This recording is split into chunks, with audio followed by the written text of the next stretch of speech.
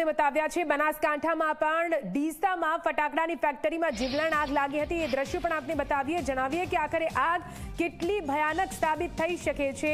ભીષણ આગમાં 13 લોકોના મૃત્યુની પુષ્ટિ થઈ છે। જિલ્લા કલેક્ટરે 13 લોકોના મોતની પુષ્ટિ કરી લીધી છે। મૃતદેહો ઓળખવા મુશ્કેલ થાય એ હદે તેમના મૃતદેહો ભડથું થઈ ગયા છે। ફાયર અને એસડીઆરએફની ટીમનું સર્ચ ઓપરેશન ચાલુ છે। વધુ તપાસ માટે એફએસએલની ટીમ પણ બોલાવવામાં આવી છે। ઘટનાની વિગતે તપાસના આદેશ આપવામાં આવ્યા।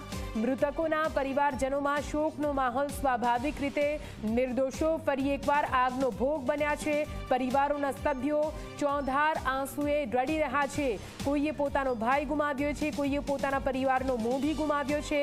જો કે તેમને ઓળખવા પણ હાલ તો મુશ્કેલ બની જાય તે પ્રકારે ભડથું તેમના મૃતદેહો થયા છે। તેમને ઓળખવા હાલ તો એક મોટો પડકાર છે અને એટલા માટે એફએસએલ રિપોર્ટ માટે મૃતદેહોને મોકલવામાં આવ્યા છે।